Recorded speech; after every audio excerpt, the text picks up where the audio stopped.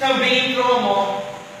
E a morte passou a todos os homens. Por isso que todos pecaram. Lá em Romanos, capítulo 3, a Bíblia diz: todos pecaram e por isso carecem da glória de Deus ou da graça de Deus. Perceba que a serpente, ela tentou primeiramente a Eva, e Eva caiu, e Eva induzia a cair Adão. Mas perceba, quem caiu primeiro? Foi Eva, na verdade. Quem merecia ser chamada a atenção em primeira instância? Eva. Mas quando o homem resolve ir e obedecer ao convite de Eva para tomar posse do fruto proibido, e ele também caiu, seus olhos se abriram, com quem Deus vai tirar a satisfação? Com Adão.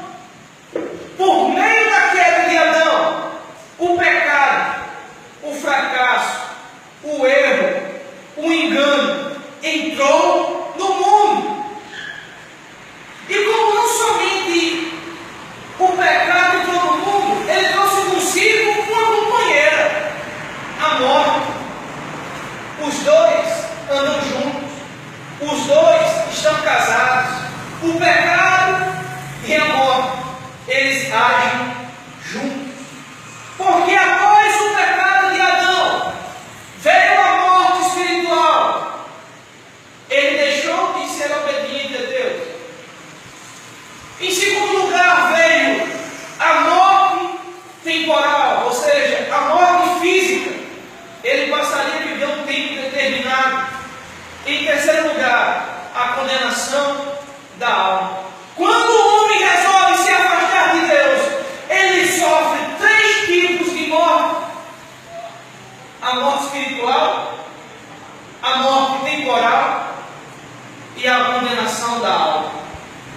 A Bíblia nos ensina que antes da lei, o pecado já estava no mundo, mas como não havia lei,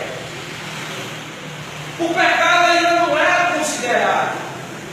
Então perceba que os nossos primeiros irmãos, que os nossos primeiros ancestrais, eles matavam, eles roubavam, eles se prostituíam, cometiam incesto, faziam muitas atrocidades, mas eles não tinham consciência do certo e do errado, até que Deus resolve dar mandamentos, dar leis, para lhes prevenir da morte e do pecado, ou do pecado e da morte. De verdade que a lei não poderia libertar o homem do pecado. De verdade que a lei não poderia livrar o homem do pecado, mas deixaria ele apto para o que era certo e o que era errado. Ele não poderia matar, porque ele sabia que para a morte existe uma execução penal. Ele não poderia roubar, porque ele sabia que para o roubo existia uma execução penal. Ele não poderia mentir, porque ele sabia que a mentira teria uma execução penal. Então, o pecado já existia.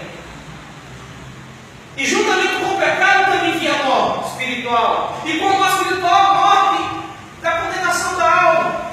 E para Deus não permitir, ou na tentativa de prevenir o homem da sua decadência sem precedentes, resolveu alertá-los que isso e aquilo era errado. Porque sempre há uma consequência para os nossos atos. Quando pecamos, morremos espiritualmente. Vou refazer a minha fala. Quando pecamos, morremos um pouco. Quando vivemos em pecado, morremos gradualmente. E quando vamos ver, estamos tomados e agarrados pelo pecado, e aí já estamos mortos. E só Jesus, para nos tirar das garras do pecado e da morte,